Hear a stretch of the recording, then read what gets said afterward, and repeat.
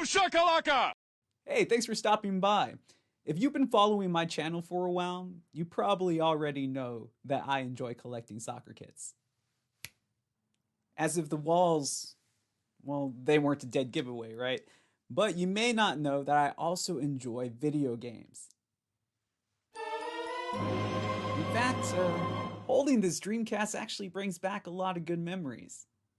But it also makes me think of Arsenal and the partnership that they had with Sega at the time, which just goes to show you that advertising does work.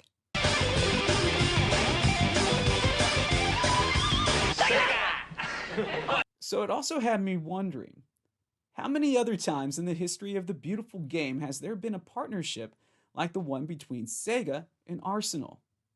So in this video, let's take a look at all the times that video game advertisements have appeared on soccer kits. To start, let's go back to Arsenal and the Sega Dreamcast.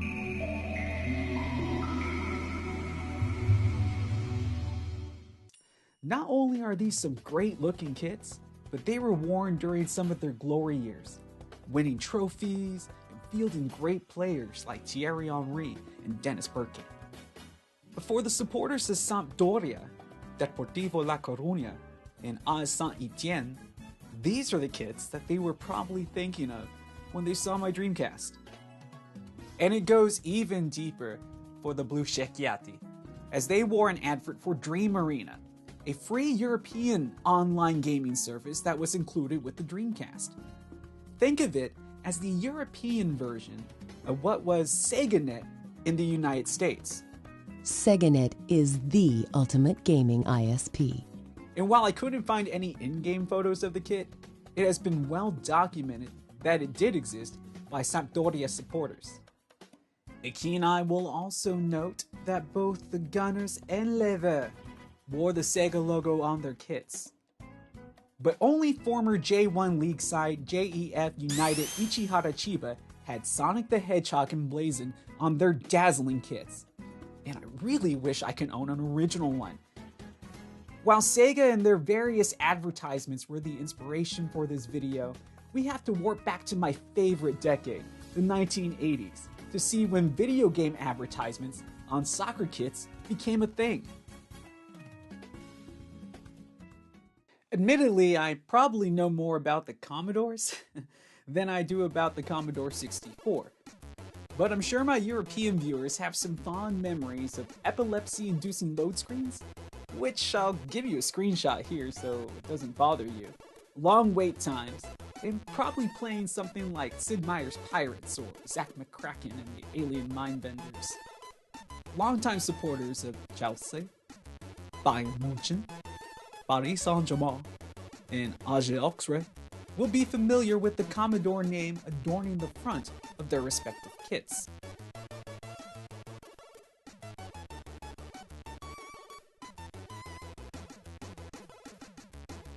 With Chelsea in particular looking totally rad as they went all in on that late 80s, early 90s aesthetic. As we hit the cusp of the mid-90s, Commodore started to push their Amiga to the advertising forefront. The home computer gave all the goal-scoring superstar hero the best version of the Sensible World of Soccer series, and gave us the continuation of Chelsea and PSG in video game themed adverts, with Chelsea yet again giving us some eye-popping or eye-cringing looks. You can decide. And as we stay in Europe, next up is Ocean, who were once a popular Manchester-based developer best known for their many ports of movie license games. I remember them best for their Super Nintendo port of Jurassic Park, and coincidentally, when current 4th tier club FC Martigues was promoted to Ligue 1 in 1993, it was Ocean along with that very same Jurassic Park game gracing the front of their shirts. A little 2-for-1 deal.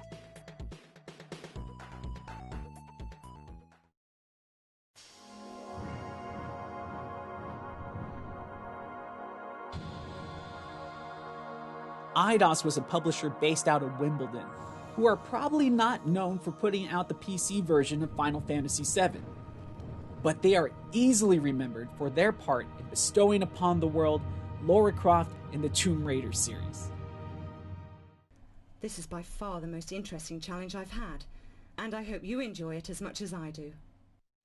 Now, the first 3 Tomb Raider games were smash hits that spawned 2 live-action movies. But the franchise would quickly find itself in turmoil. Coincidentally, that same turmoil would plague Manchester City when Eidos was their sponsor. At the time, My Citizens were a fledgling side that was constantly bouncing between the Prem and the old First Division. While City's fortunes have improved immensely, the same can't be said for Eidos, who were eventually bought by Square Enix.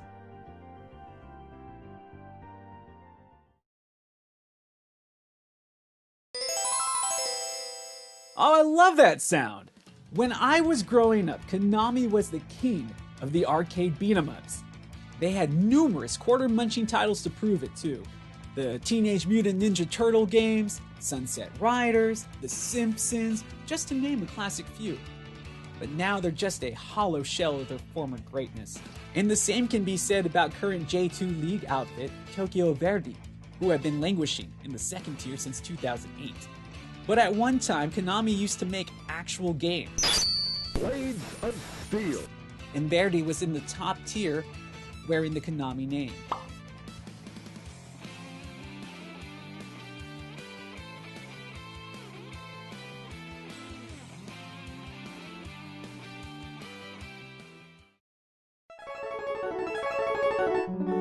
Oh, you knew it was going to be a great afternoon when you heard that iconic Capcom sound. The gaming giant is home to Mega Man, Resident Evil, and numerous other popular franchises. They revolutionized the fighting game genre when they released Street Fighter II. And during the mid-1990s, they found time to advertise with their hometown J1 League club, Cerezo Osaka. I think these kits are gorgeous. And considering that Mount Yoshino in Osaka is probably the best known place to see the cherry blossoms, and that Cerezo is Spanish for cherry tree, these kits just make perfect sense. Love them.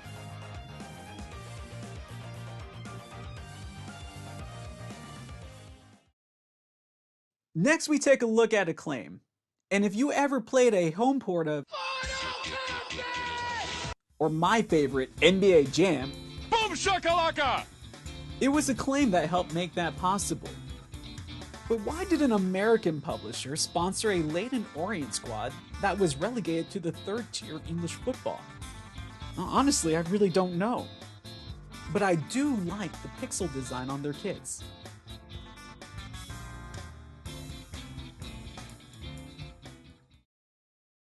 Next is Atari. But it's not the same Atari that brought us all those classic games from the 1980s. Rather, it's just the name that was bought by Infogrames, who then switched their name to Atari, and then brought us all those games from the 1980s, now in various all-in-one compilations. The French seem to have a thing for video game advertisers, as we see Olympique Lyonnais wearing both the Infogrames and Atari logos on their shirts.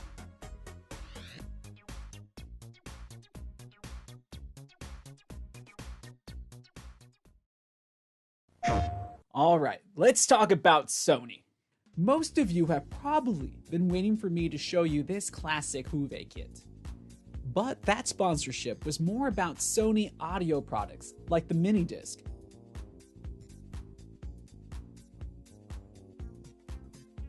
And not about the PlayStation. Although Juventus does wear Cygames on the back of their kits now. But the PlayStation would make its appearance all over Ligue 1. Montpellier wore the PlayStation branding in the late 90s. Alger Auxerre went on a lengthy run promoting not just the original console, but the PlayStation 2 with an abundance of looks, and the PlayStation Portable. When the PlayStation 3 made its debut, it was Lyon who wore the brand and put it alongside the Sony-made God of War game for some double advertising. And if the PlayStation is advertising on soccer kits, you just knew that Xbox had to find its way onto the pitch. With Microsoft's deep pockets, they decided to advertise with their hometown Seattle Sounders of Major League Soccer.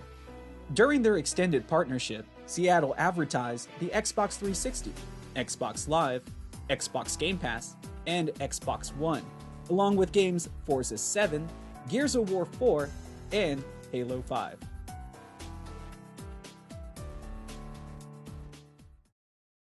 Recently, we have seen mobile games make their way onto the pitch, with Burnley promoting Golf Clash, and Everton advertising Angry Birds on their respective sleeves. But let's get real meta and discuss soccer games appearing on soccer shirts. Let's start with the Football Manager series by Sports Interactive. Now, both AFC Wimbledon and Watford have worn the Football Manager name on their kits, but the sponsorship deal is deep with AFC Wimbledon. Since the club was founded in 2002, Sports Interactive has been their advertiser. The precursor to Football Manager, Championship Manager, was briefly on their kits. Sports Interactive itself then kept the advertising spot warm for a couple of years, but it's been the popular Football Manager series and the many variations of the title that have consistently been on the front of their shirts.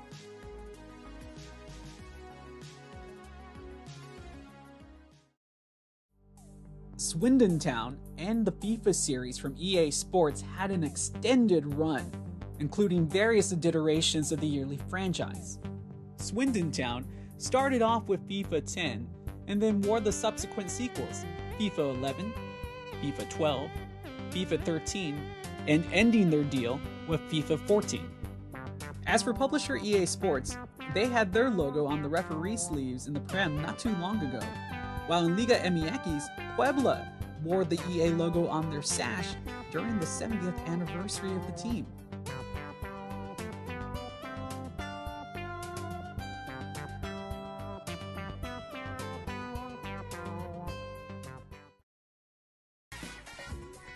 Naturally, where there is FIFA, there will be Pro Evolution Soccer.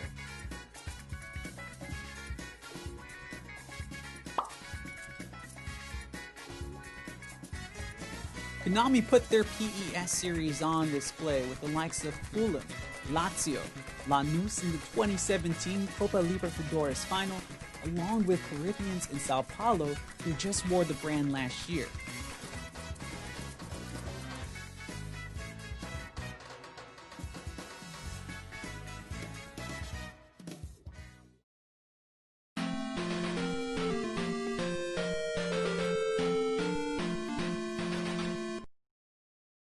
Finally, let's talk about my favorite video game company.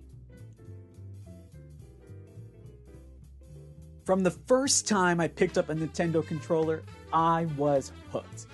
So many classics: The Legend of Zelda, Pokemon, Super Mario Bros., and everything else in between. Similar to other gamers, I can recall all those countless adventures, saving princesses, saving worlds, and even that time I beat Mike Tyson, all through the world of Nintendo. Now you're playing with power. When it comes to soccer kits, fans probably recall this gem the AC Fiorentina wore while Gabriel Batistuta was knocking in bangers for them.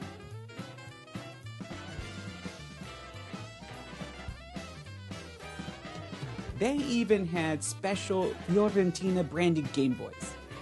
Oh, so did United. But fewer fans may remember when Sevilla was not just playing with power, but Superpower.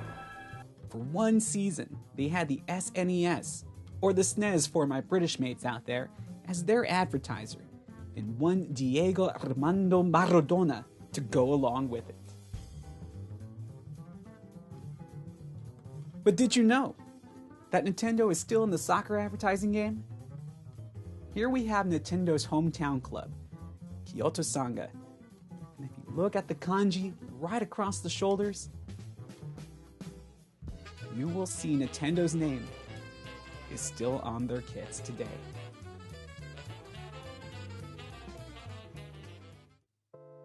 And there we have it, It did take a lot longer to put this video together than I had originally intended, but I did try to catch them all. So if I missed anything, please let me know in the comments section below. If you love the music as much as I love the music, make sure you go check out Overclock Remix at ocremix.org. I'm going to leave a link in the description section to the songs that I used in this video. Of course, follow me on my social media accounts at The Smash Simmons, so in case you know anybody that needs a good broadcaster. And nobody knew where the football was, as it was all the way to the outside, and he's still inbounds. Past the 40, past the 30, trying to pick up a block. He's able to shake off the tackler and waltz his way into the end zone. You know where to find me. But most importantly, thank you all again for watching so much. I hope you enjoyed this video as much as I enjoyed putting it together, and I hope to see you all again real soon.